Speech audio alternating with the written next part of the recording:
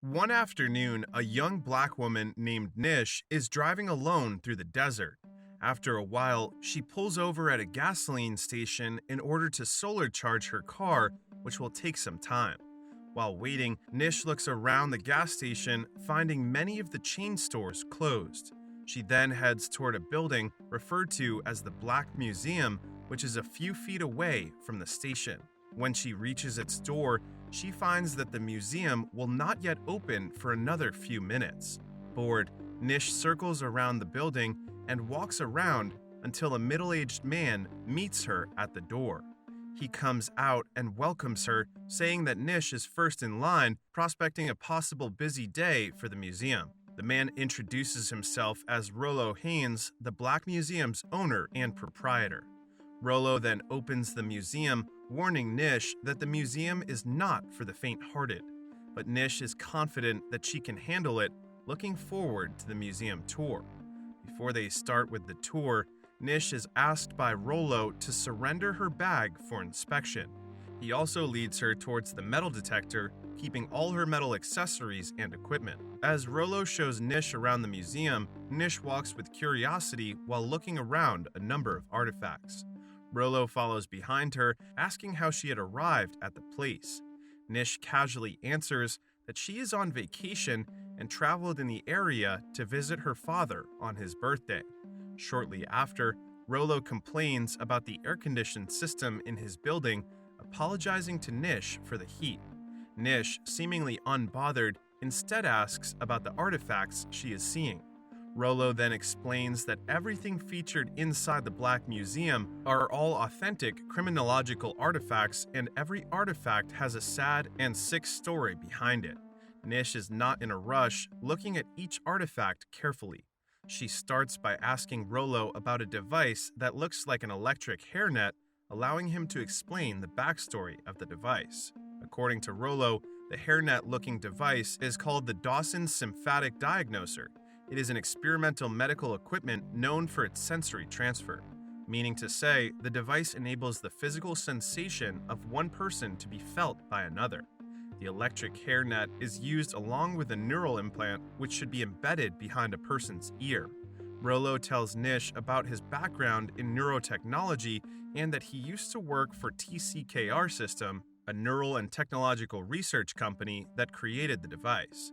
In a flashback, Rollo was a salesman in a hospital who recruits people to undergo occasional experimental treatments in exchange for free healthcare. One day, Rollo meets Dr. Peter Dawson, who has just performed a failed operation on a patient. Rollo brings Peter to his office and shows him the early experiments of the symphonic diagnoser device on rats.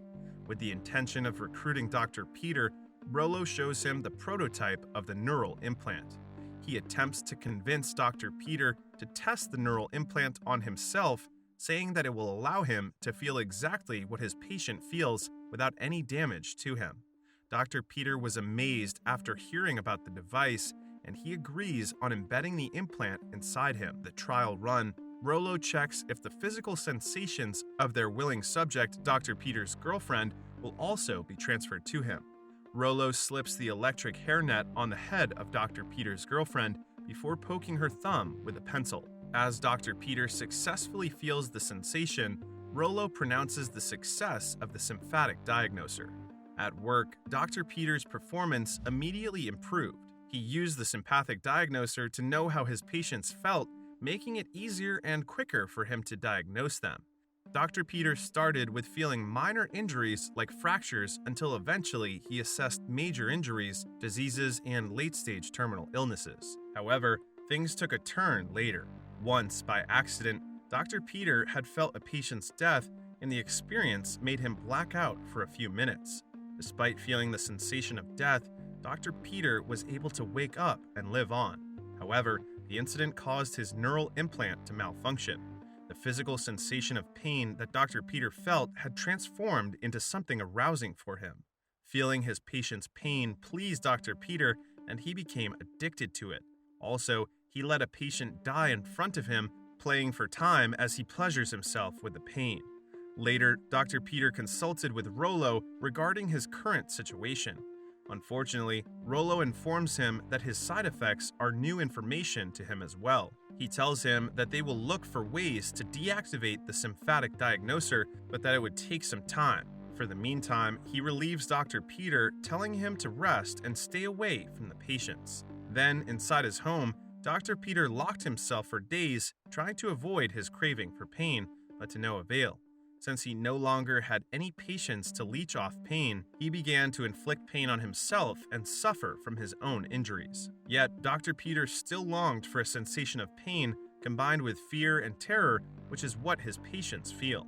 Unable to go to the hospital, he used a homeless man as an alternative. Dr. Peter knocked the man unconscious and placed the electric hairnet on his head. Right then, Dr. Peter used a power drill to poke into the man's head and experienced the pain out of him. He was having an orgasm when the police found them on the scene before he fell into a coma. As Rollo ends the story, he tells Nish that Dr. Peter is still in a coma, feeling ecstatic. Shortly after, Rollo sweats due to the broken air conditioner. Seeing this, Nish offers him water, which he accepts and gulps. She then asks him more about his career in neurotechnology, asking why he didn't stay in his career. Instead of telling her the reason, Rollo answers first that he stayed for a while and had worked on one more research. He points at a display of an old stuffed monkey, describing it as one of the saddest things in the whole museum.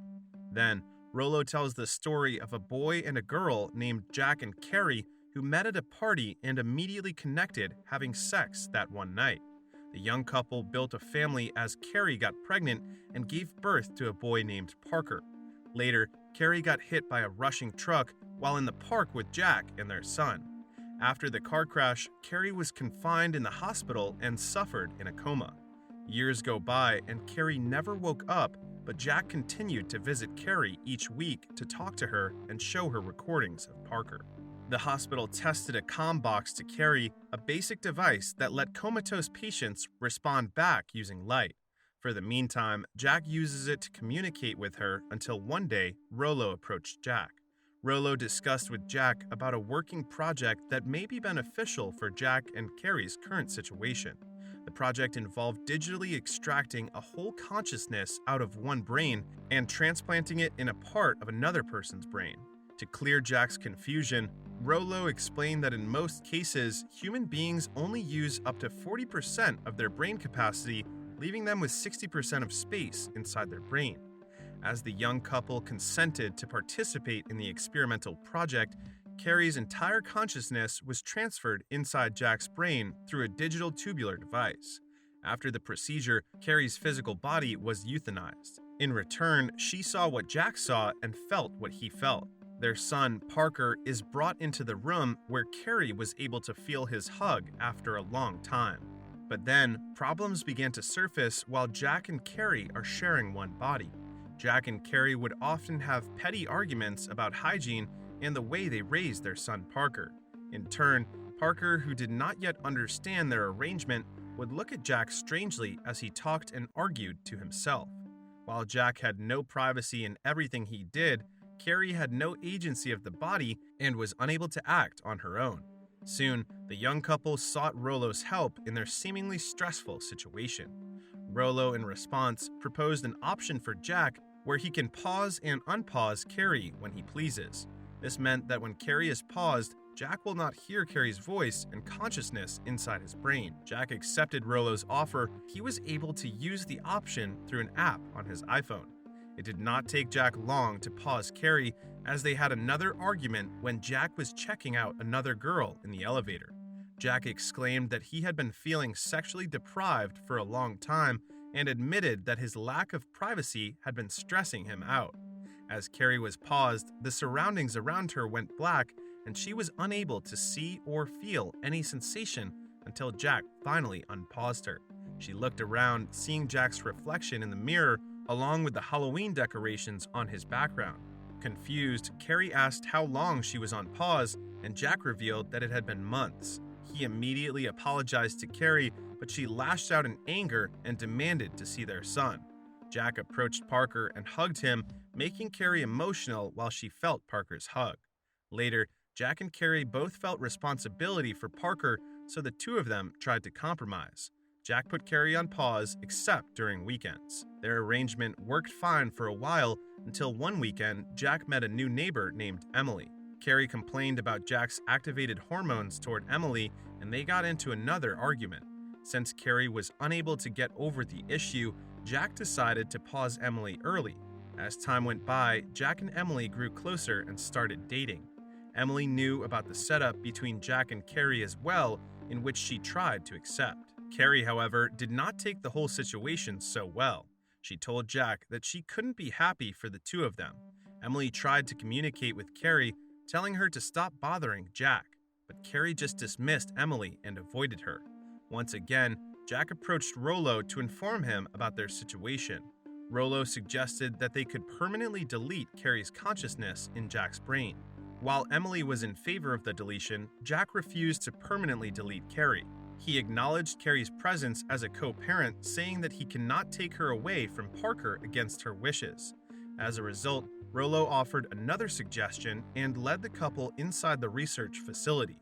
Rollo showed Emily and Jack a prototype of a stuffed monkey with a consciousness receptor.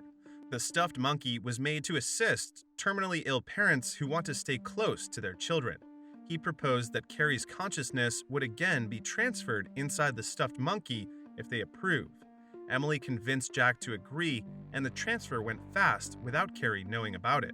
After Carrie's consciousness was transferred to the stuffed monkey, she could only say 2 phrases and was barely able to communicate with them. Jack gave the stuffed monkey to Parker as a gift, but eventually, as time went by, the stuffed monkey was neglected by them. After hearing the story, Nish wonders where the crime is, and Rollo answers that the crime is the stuffed monkey. He reveals that the United Nations has made it illegal to transfer human consciousness. Rollo takes out the stuffed monkey from the glass display and holds it, which responds to him. Nish is surprised to find out that Carrie's consciousness is still inside the stuffed monkey, but in reply, Rollo informs her that deleting Carrie would be illegal too. Rollo also reveals to Nish that the technology used for the prototype of the stuffed monkey has been deemed illegal, which caused Rollo to be fired later. He gives the stuffed monkey to Nish for her to hold, and she looks at it closely before she puts the monkey back in the glass display. Right after, Rollo excitedly leads Nish behind a curtain to showcase his main exhibit. Rollo's museum centerpiece features a holograph of a man named Clayton Lay, who claims to be a convicted murderer. Nish stares at Clayton, who is currently in a vegetative state, and he looks back at her, making Rollo suspect that she could be his type. Nish exclaims that the holograph looks so real, to which Rollo answers that the holograph is indeed Clayton, more so a fully conscious upload of him. Later, Rollo sits on a chair as he explains how he had acquired the holograph. After being fired from doing research in TCKR systems, Rollo had originally planned on branching out into the consciousness of late famous people, aiming to reincarnate them as holograms. However, he found that studying celebrities takes too much time and has many complications, so he thought of recruiting convicted killers instead. Apparently, back then, Clayton Lay was convicted for murdering a woman named Denise Stockley. Therefore, Rollo visited Clayton in prison. Clayton learned that Rollo works in the technological field, asking him if he can help in proving his innocence by looking into DNA. Rollo can, but he visited him for a different reason. Rollo proposed that he can help Clayton's family instead if he accepts his deal. The offer required Clayton to participate in a study conducted by Rollo, wherein he would be signing over the rights of his digital self. In return for his participation, Clayton's relatives will be receiving financial help. Convinced that he might end up on the death penalty, Clayton took on Rollo's offer and told his wife, Angelica, about the procedure. His wife became anxious and worried, saying that he traded his soul for the money. At this time, Nish interrupts and questions Rollo about the doubts regarding Clayton's case. She reminds Rollo about several conflicting pieces of evidence that weren't properly investigated, but Rollo insists that Clayton was indeed guilty of murder. Rollo continues, telling Nish that Clayton was eventually scheduled to a death penalty through an electric chair. Before he got electrocuted, Rollo attached a small piece of device on his head to transfer his entire consciousness. At the time, Rollo was nearing the completion of his Black Museum. He generated Clayton's digital self using his existing consciousness. Later, Clayton woke up in the form of a hologram, confused at his appearance. He looked around and found himself inside a prison cell behind bars.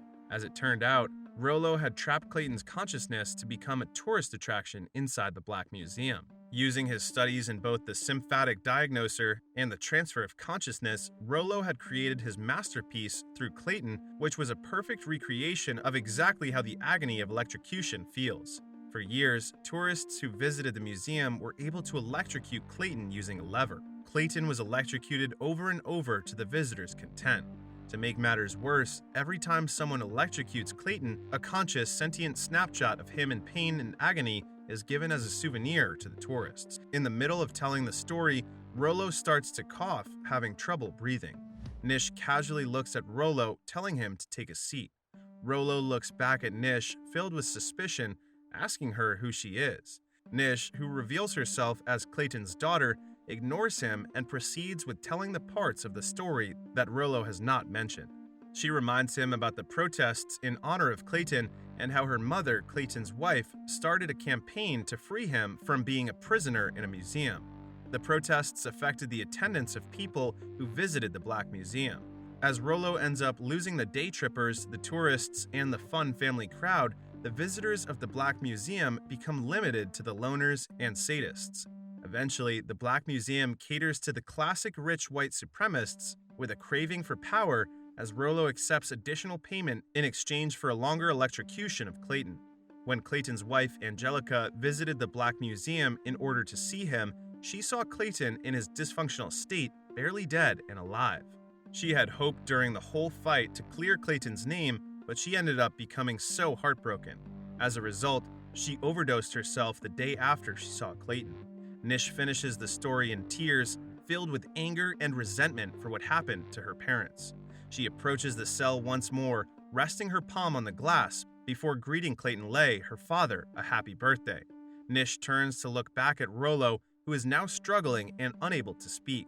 She then reveals that she went to the Black Museum on purpose to seek her revenge on Rollo. In addition, she hacked her way through his digital air conditioner and gave him water containing poison. Now, she obtains the technology that Rollo built and uses it against him. As Rollo's physical body dies through the poison, she extracts Rollo's consciousness and transfers it into Clayton's hologram. He then wakes up inside the prison cell, trapped inside the holographic body of Clayton. Nish decides to pull the lever and kills Clayton for good, freeing him. On the other hand, she lets Rollo feel the pain from the electrocution and collects the souvenir photo with Rollo suffering. In the end, Nish takes Carrie along with her on her way out as she sets the museum on fire. She fully charges her car and drives away, talking to her mother, whose consciousness has been extracted and transferred in her head.